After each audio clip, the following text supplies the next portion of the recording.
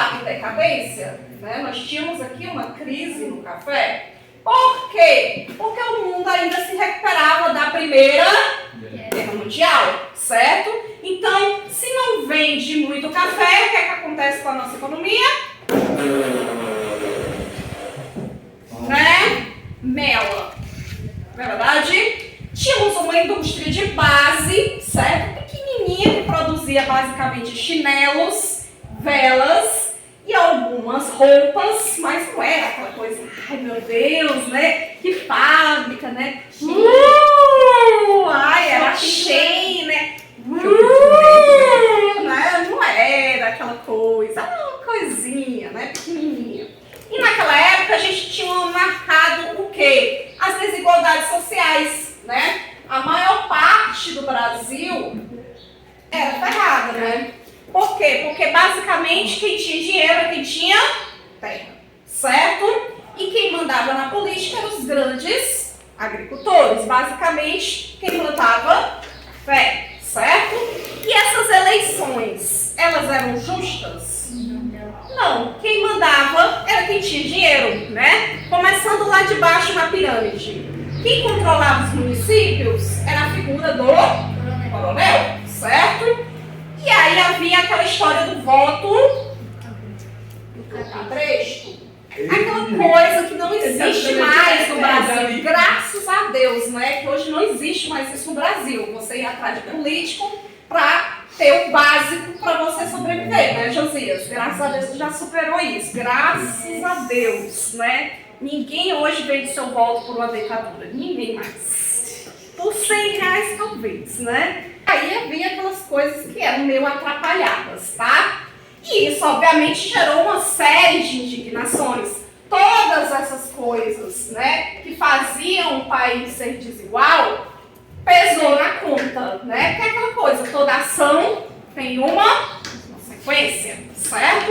E a consequência foram alguns movimentos.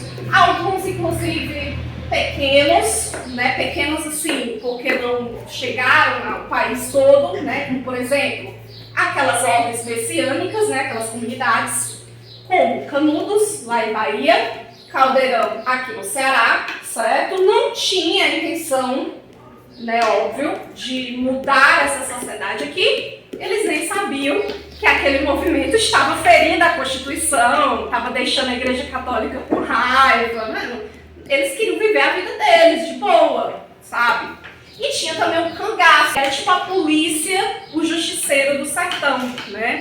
Por isso tinha muitos cangaceiros, não eram todos, tá? Mas tinha muitos cangaceiros que era meio que o Robin Hood. Roubava do rico e entregava para o pobre, né? Que é o fruto dessas desigualdades sociais, certo? Mas tínhamos dois movimentos que sim, lutaram abertamente contra essa República Velha. Tenentismo, que eram militares de mais baixa patente, né, que estavam chateadas, principalmente porque não eram valorizados por esse governo da República Velha.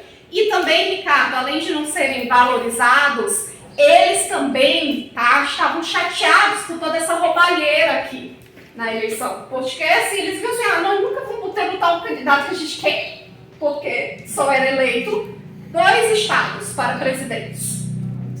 São Paulo por causa do café e Leite por causa de Minas, né? Café com leite. Isso aqui vai dar merda, tá? Tô avisando, vai dar merda bem fedorenta, tá? E além do tenentismo, nós tínhamos a coluna Prestes, que era claramente comunista, tá? Liderado pelo Luiz Carlos Prestes, que era comunista, certo? Saiu pelo país inteiro denunciando todos os problemas que havia na República Velha. E o que foi o tenentismo? Bem, presente no cenário político brasileiro durante toda a década de 20, o tenentismo pode ser resumido como um conjunto de movimentos militares liderados pelos jovens oficiais das Forças Armadas, os chamados tenentes, que queriam moralizar os costumes políticos. O tenentismo defendia o voto secreto e a criação de um Estado centralizado, que pudesse, por sua vez, modernizar o país. Em linhas gerais, o tenentismo é um movimento que surgiu por causa da insatisfação dos militares contra os rumos da política brasileira. Mas o primeiro levante tenentista fracassou e foi derrotado pelas forças do governo. 1924. A coluna Prestes inicia sua marcha contra o governo de Arthur Bernardes. Formada por militares gaúchos e paulistas, a coluna Prestes percorre a pé 30 mil quilômetros através de 3 estados com o objetivo de levar uma mensagem revolucionária para todo o país. Depois de vencer grande parte das batalhas que travou, a coluna Prestes acaba se refugiando na Bolívia, onde depôs as armas. Que o Brasil estava um barril de pólvora. A qualquer momento, isso aqui ia para o espaço. A galera já estava dando sinais que estava insatisfeito. E quando o povo está insatisfeito, mudanças vão acontecer. Certinho? E ano de 1929. Ano importante para a nossa história. Aí o que acontece? O presidente do Brasil naquela época era um tal de Washington Luiz. Certo? Guarda essa informação. Renan, Washington Luiz, ele representava o estado de São Paulo, tá? Mas era aquela coisa, vocês lembram como é que era o acordo? 4 anos São Paulo, 4 anos Minas, certinho? Então, se o Washington Luiz é de São Paulo, o próximo candidato tinha que ser teoricamente de quê? Minas. Mas uma coisa mudou nesse ano de 1929. Eduardo, o Washington Luiz disse assim, negada, porque naquela época não tinha reeleição, tá? É assim, meu mandato já está acabando, mas meu amigo Júlio Prestes aqui vai ser o meu candidato. O Júlio Prestes, ele não era mineiro. O Júlio Prestes era paulista. Aí você pensa, mas não está certa essa conta, professora. Não era para ser um candidato de Minas? Era, né? Mas São Paulo resolveu furar a fila, certo? Aí já tem um negócio que fede. Eita, que o negócio vai feder. Josias, Brasil já estava um barril de pólvora naquela época. Já estava tudo isso aqui ruindo, certo? Faltava isso aqui para um negócio, né? Só que Minas, bicha vingadora, não deixou barato. Aí você está querendo descumprir o nosso acordo, o nosso casamento de anos. Você está querendo divórcio, pois você vai ter, tá? E aí se juntou com o Rio Grande do Sul e a Paraíba, certo? Um candidato do Sul e um candidato do Nordeste, que até então não tinha ganhado Waze ainda, né? Porque só quem era candidato era São Paulo e Minas, certo? O candidato do Rio Grande do Sul era um cara gordinho, baixinho, 1,60 m, menor do que eu um pouquinho, que eu tenho 1,63 m, né? Assim, mais ou menos o meu tamanho, bem assim. O nome dele? Getúlio Vargas, né? Professora, não, ele é do Rio Grande do Sul, certo? Tô começando a entender aqui o esquema, né? Tudo levava a crer que quem ia ganhar a eleição disparado, certo? Todas as pesquisas davam isso, seria Getúlio Vargas. Mas aí abre urna, fecha urna, abre urna, fecha urna, abre urna, fecha urna. O que acontece? Claro que não foi o Getúlio. Claro que foi o Júlio Prestes. Você acertou. Tá vendo que você é inteligente? Aí, como assim, professora? Getúlio Vargas perdeu a eleição? Como assim? Caramba! É óbvio que teria fraudes nessa eleição. Só tem fraude desde 1800 e caramba, que a República foi criada, né? Mas isso não vai ficar assim não, viu, Eduarda? Juntou uma galera, oposição, obviamente, né? Porque só quem faz barulho é a oposição, né? Juntou-se com essa galera do tenentismo, juntou com a galera lá popular, com os políticos que estavam meio chateados com São Paulo, né? E aí disse assim, Getúlio, seguinte, nós temos um plano maligno. Vamos fazer o que nunca aconteceu no Brasil. Eduardo, seguinte, Júlio Prestes não vai assumir o Brasil no ano de 1930. Não, amor, não vai. Aí Getúlio Vargas, e aí, o que vocês têm em mente? O que é? Vamos conversar aqui baixo. Então era essa coisa. Primeira vez nós vamos ter um presidente assumindo o Brasil, que não foi eleito por eleições diretas, mas era o campeão do coração do povão, entendeu? E aí houve a Revolução de 30, certo? 1930. Uma revolução transforma o Brasil. Uma das primeiras medidas adotadas pelo governo revolucionário é o fechamento do Congresso Nacional e das Assembleias Legislativas estaduais e municipais. Getúlio Vargas passa a governar através de decretos-leis. Ele limita o poder dos estados. Os governadores que haviam sido eleitos pelo voto direto são substituídos por interventores nomeados diretamente por Vargas. O Executivo Federal se torna todo-poderoso. Uma ditadura se instala no país. Diferentemente do que acontecia na República Velha, o Estado que se implanta a partir de 1930 é mais intervencionista, mais centralizador. A integração nacional é maior, mas a autonomia dos estados é menor. As tradicionais oligarquias rurais continuam fortes, mas o seu poder diminui dia a dia. A economia continua voltada basicamente para a agricultura. A diferença é que agora passa a existir uma preocupação crescente em acelerar a industrialização do país. Durante a era Vargas, 15 anos que ele passou no poder, ele nunca foi eleito, certo? Ele entrou para a presidência através de um golpe. O que é um golpe? Quando é que você recebe um golpe? Eu recebi um golpe do WhatsApp. Disseram que sequestraram a minha mãe, mandaram 5 milhões na conta do bandido para poder soltar a mamãe. Só golpe, né? Sendo que tua mãe estava lá na cozinha fazendo comida, né? Golpe é quando você é enganado. Aquela lei, ela é enganada, ela não é posta em prática como deveria. Então isso é um golpe, certo? Início ao período que a gente conhece como Era Vargas, tá certo? Dividido em 3 períodos. O primeiro período é o governo provisório. A gente vai estudar agora, tá? Que começa em 1930, né? Que é o ano em que o Getúlio Vargas passa a ser presidente do Brasil, depois do golpe da Revolução de 30, e vai até o ano de 1932, quando tem um evento lá, São Paulo veio cobrar tudo que está acontecendo aqui na Revolução de 30, tá? Um negócio chamado de Revolução de 32, que a gente vai ver daqui a pouco. A partir desse momento começa a segunda fase, que é o governo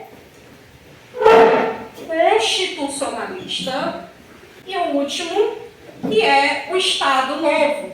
Estado Novo também conhecido, você vai botar aí entre parênteses, como ditadura Vargas, tá? Como foi que este homem ficou tanto tempo no poder, se nem por eleição ele passou? Porque se a gente for pegar pela lógica, né? A galera aqui estava chateada com essas fraudes de eleições, né? Então, pela lógica, Getúlio Vargas era para ser rejeitado, né?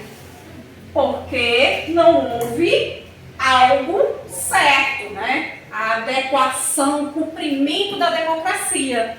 Não houve. Houve um golpe, um infringimento da lei, certo? Mas aí o Getúlio não era besta. Então assim, vamos parar aqui agora. Vamos parar tudo. Presta atenção. Bora analisar aqui o contexto da coisa toda. 1930, certo? Sou presidente no momento. O que é que eu tenho que fazer? Se fosse você no lugar dele, você agradaria primeiro ou qual seria a primeira coisa que você faria? Agradar o povo dele. Primeira coisa, Matheus. Se ele entrou por meio de um golpe, ele tinha que agradar quem colocou ele lá. Óbvio, né? Quem tinha colocado ele lá? Quem tinha dado ele um apoio? Primeiro, povão, certo? Segundo, tenentes militares, certo? Então é essa galera que eu tenho que agradar. Ele vai subir de carro, eles vão. O que acontece? Por um outro lado, nós temos uma galera com raiva. Washington Luiz e Júlio Prestes aqui, a galera de São Paulo, né? A época da República Velha, basicamente, a Câmara de Deputados e Senadores era formada por grandes cafeicultores de São Paulo. Então ele estava dividido. Eu tenho que agradar quem me agradou, né? Beijar na boca de quem me quer, né? E, por outro lado, eu tenho que me proteger. Por quê? Porque eu não estou aqui por meio de eleição. Eu não fui eleito. E até quem foi eleito não assumiu. Então, para eu sair, vai ser assim, ó. Eu não quero sair. Eu quero ser presidente. Então, eu tenho que acabar com a minha oposição. Óbvio. Então, qual foi a atitude dele? Primeiro, prender opositores, certo? Falou mal de mim, fez campanha contra mim, xadrez.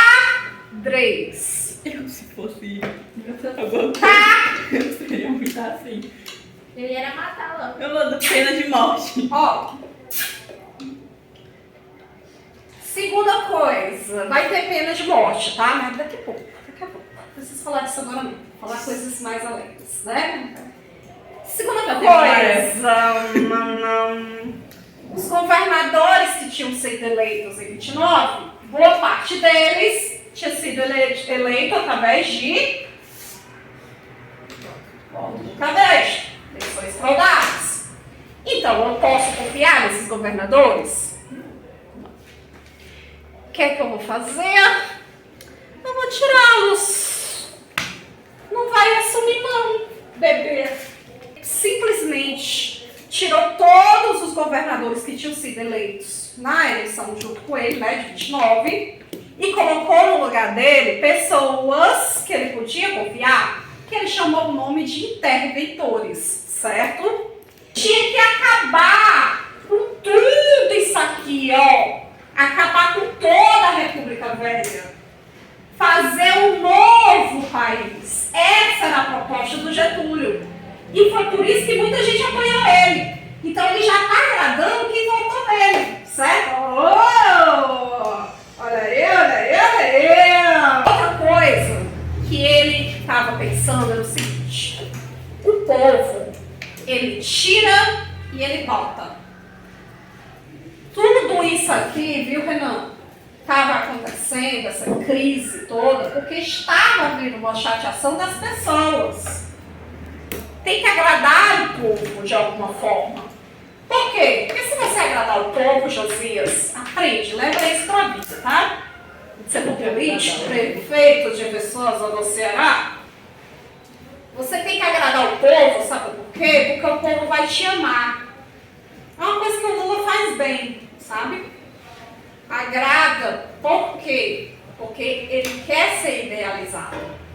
E pessoas que são amadas não saem nunca do poder, saem nunca. Porque quem coloca no poder ama esse cara. Entendeu? Então, se eu estou aqui por meio de um golpe, eu tenho que garantir que não vão me tirar. Então eu quero ser amado por todos. Eu quero garantir a minha segurança de eu permanecer nesse poder.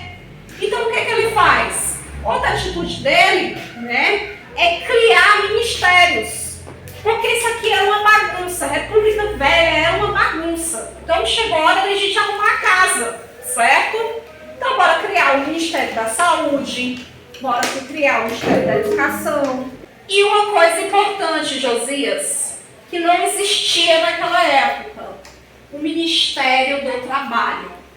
O Brasil, ele estava se industrializando. Era uma indústria merrequinha? Era, mas estava crescendo. Inclusive, quando a gente fala de Getúlio Vargas, Daniel, tem que lembrar de duas coisas. Primeiro, industrialização do Brasil, que ele foi muito importante para fazer o Brasil se industrializar. E principalmente, guarda essa informação, pelo amor de Deus. Falar de Getúlio Vargas lembra de direitos trabalhistas. Porque se tem uma coisa hoje que nós, trabalhadores, temos que agradecer desse governo, foi os nossos direitos. Porque pela primeira vez, alguém estabeleceu leis que protegessem o trabalhador. Por exemplo, adoeci, todo mundo já sabe, né? O que é que aconteceu? Eu tive direito à licença saúde. Quem garantiu isso aí? Direitos trabalhistas. Getúlio Vargas. Gravidei. Estou grávida, vou precisar sair para ter um neném. Passar 4 meses em casa, né? O mês final, no mês, mais 4 depois que o baby nascer. Certo? Para cuidar do neném. Licença maternidade. Getúlio Vargas. Todo trabalhador tem direito a férias. Professor ainda é melhor, porque ele tem 2 férias por ano, né? Bancário só tem 15 dias. Mas tem direito, tá? Getúlio Vargas. Sei se vocês já ouviram falar de um documentozinho azulzinho chamado Carteira de Trabalho. Ai, também é foda de conhecer. Tem muita gente que não sabe, né? Carteira de Trabalho, meu bem, lhe garante todos esses direitos, tá? Tá? Aí, se você não tem a sua carteira assinada, nada disso funciona. O patrão pode fazer o que ele quer com você. Entendeu? Então, a importância de assinar é isso, que você vai estar resguardado caso algo aconteça, certo? E direito à aposentadoria também, tá, meu bem? Se você estiver velhinho, né? Falam bem, falam mal do Getúlio Vargas, ele fez muita merda, né? A gente vai ver, vocês mesmos botaram ele para julgamento na aula passada, mas ele fez muita coisa positiva. Pensando em se autopromover, com certeza. Pelo menos o povo ganha um ponto. Mas tem aquele ditado, né? Rouba, mas fez, né? Muita gente diz isso. Então ele fez muita coisa. Mas é um assunto para as próximas aulas, né? Espero que vocês tenham entendido, não tenha ficado dúvida. Um mês só, ainda tem mais aulas sobre Getúlio, porque 15 dias não dá para contar só em uma aula. 15 anos, né? 15 dias é foda, né? 15 anos não dá para contar só uma aula. Então, a gente vai na próxima aula ver a Constituição de 34 e partir para a ditadura Vargas, tá certo?